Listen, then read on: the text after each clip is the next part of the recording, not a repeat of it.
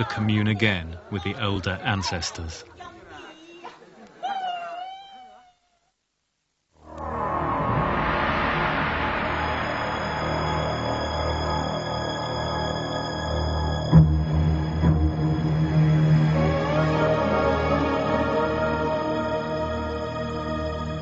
On the summit of Taishan, the pilgrims wait for the first glimpse of the dawn.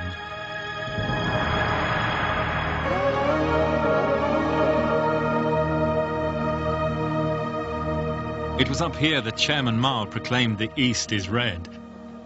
But that was before his great leap forward turned the dawn yellow with pollution.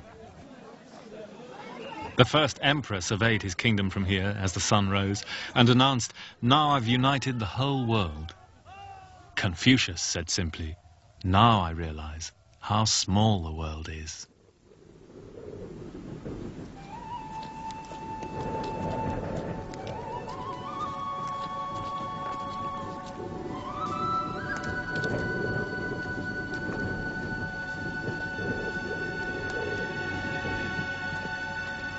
The Silk Route in the Gobi Desert, in the far west of China, the most inhospitable landscape in the world. Across this desert from the 2nd century AD came the ideas, goods and people which ushered in China's first international age. Till this time, Chinese civilization had developed in isolation, uniquely itself, neither wanting nor needing anything from the outside world.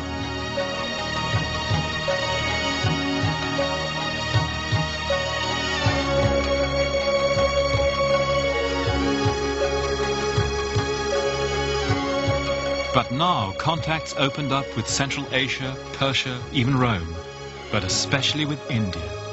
For what the Chinese wanted was not material riches, but spiritual enlightenment. The wisdom of the Buddha.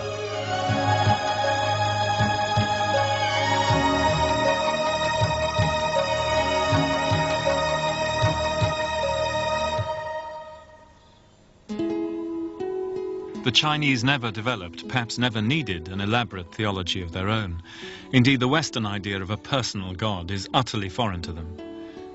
But Buddhism, with its atheistic and democratic message, its deep care for ritual, was to have the greatest appeal of all the foreign religions which took root here. Buddhism was the third great stream making up the current of Chinese civilization, along with Confucian wisdom and Taoist mysticism. And the later Chinese came to believe that these three philosophies contained the essential ideas of civilization, and without any one of them, life would be unbalanced. That however sophisticated and technologically advanced a society might become, its people could only be fulfilled through inner enlightenment and the contemplation of eternity.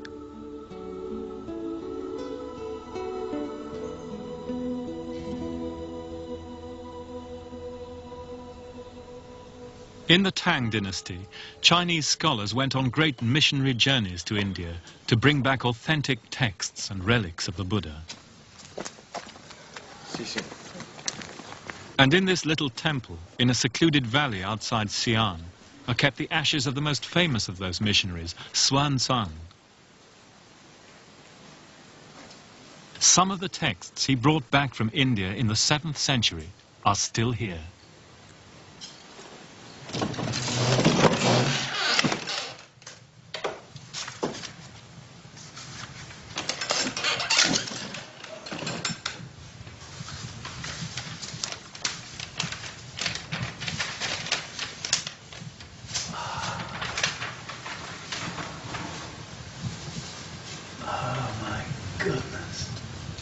What is it made out of?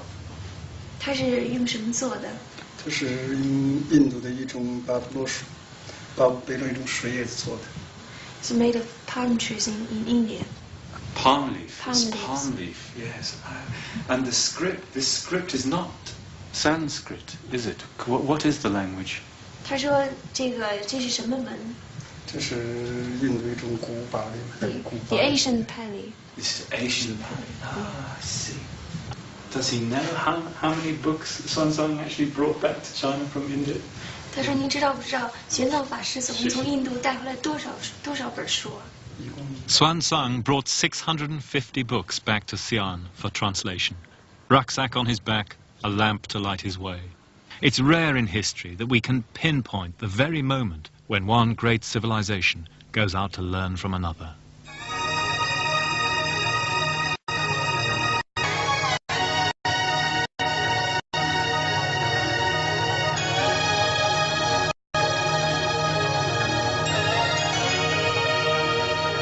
In the 8th century AD, all roads in Asia led to Xi'an, or Chang'an as it was then known.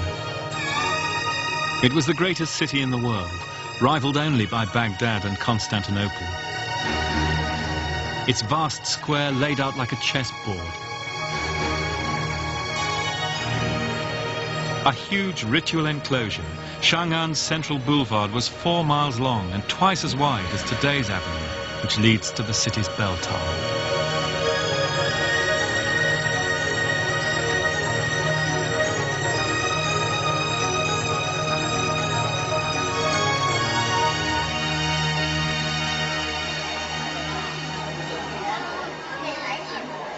This was the first time that foreigners had entered China in any numbers, and as often in later days, they were confined to their own area at night, well away from the centre of power. Over in the western quarter of the city, though, in the foreigners' enclave, you could find an anarchic vitality and a sophistication and a cultural mix that impressed all visitors to Chang'an. Here there were Muslims, Christians and Jews from Syria and Iraq, Zoroastrians and Manichaeans from Iran and Central Asia. There were Persian conjurers, Turkish moneylenders and Hindu fakirs. In the cafes there was Central Asian music, Asian food as there still is today, and also entertainment from singing and dancing girls from Persia and even further afield. Some of them, it was said, with blonde hair and blue eyes. Small wonder then that, as the writer of the time said, you could misspend your youth in cities like this and end up with nothing but the reputation of a wanderer in the blue houses.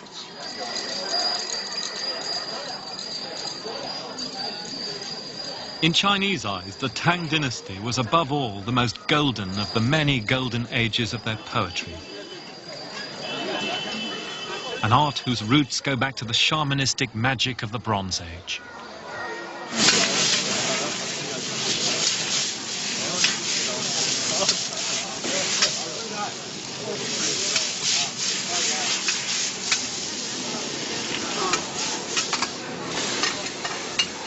For the Chinese, indeed, composing poetry is one of the essential ingredients of civilization.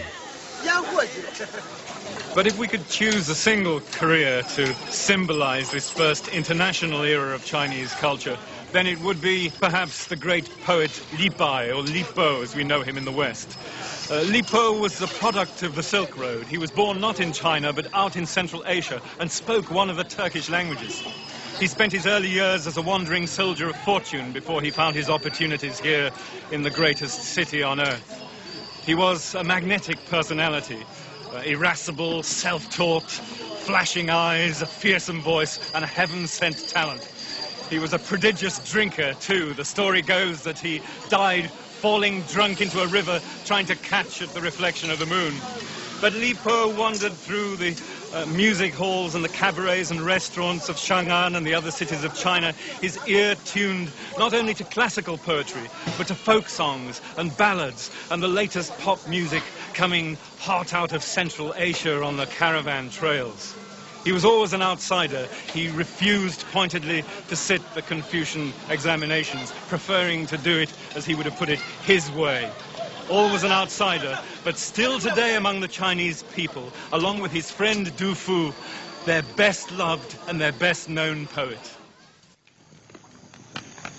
Beyond the vermilion gates and the smell of wine and flesh, wrote Du Fu, people are freezing and starving to death.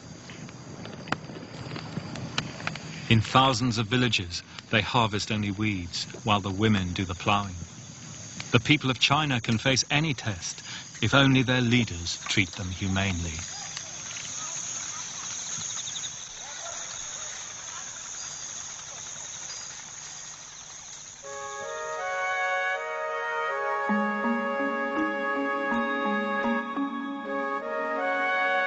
The Tang dynasty ended in social upheaval and revolution, like many in Chinese history. But it was followed by one even greater. 400 miles from Xi'an, eastwards down the Yellow River, lies Kaifeng.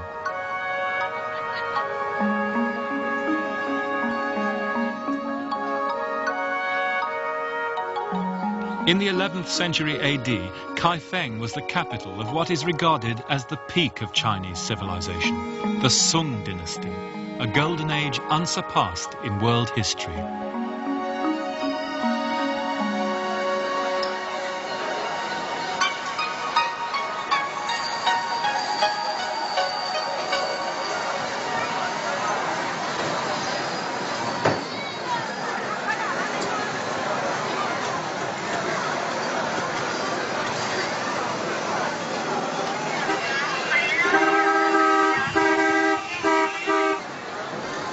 The Qing achievement was right across the board, from industry and technology to art, literature, poetry, history, and it makes it one of the great cultural epochs of the world. And with the existence of printing, they could disseminate their ideals right across Eastern Asia. There was another characteristic to that time, and that was of an intense inward cultivation, of inward development. They reshaped the old ideals of Confucian philosophy, of self-development and secular piety, harnessed them to an examination system which ensured that only the best could aspire to positions of power, and they made that the root of their state culture. Indeed, that philosophy would dominate Eastern Asia for the next millennium, and is the cultural basis of the phenomenal success of countries like Japan and Korea in modern times, for they are still essentially Confucian.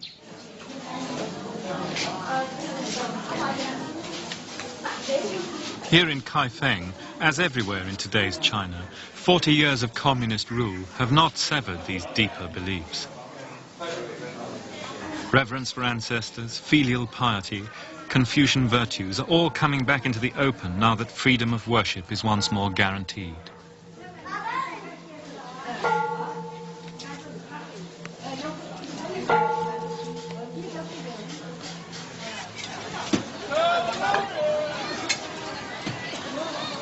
It's the autumn festival tonight in Kaifeng, and on the streets the old market and restaurant culture of the city is resurgent.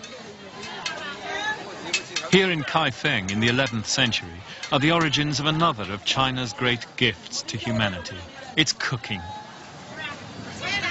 The Chinese was the world's first great cuisine, long before the French. In Song times, vast restaurants here, like the Humane Harmony Diner, it was said turned night into day. Like its medicine, Chinese cooking is based on ancient theories of harmony and balance, on the 5 elements, the 5 tastes, yin and yang, the old themes of Chinese culture. And here today in Kaifeng, you can still find the oldest restaurant in the world, Ma Yuqing's Bucket Chicken House, founded in 1153. Tell that to Maxims of Paris.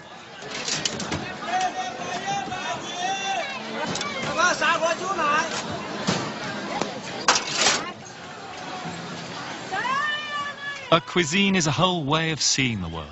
It's one of the simplest and most direct ways in which people can enjoy life. A mark of civilization, and the Chinese excelled in it, as they still do.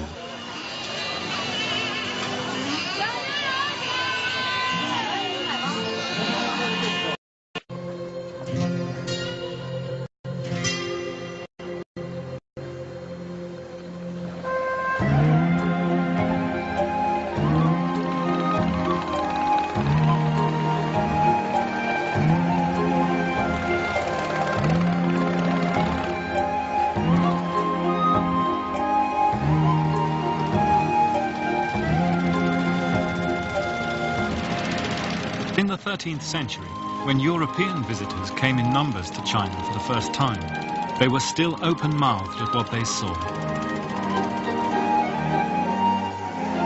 Sailing up the Grand Canal here in Suzhou, the Venetian Marco Polo had no doubt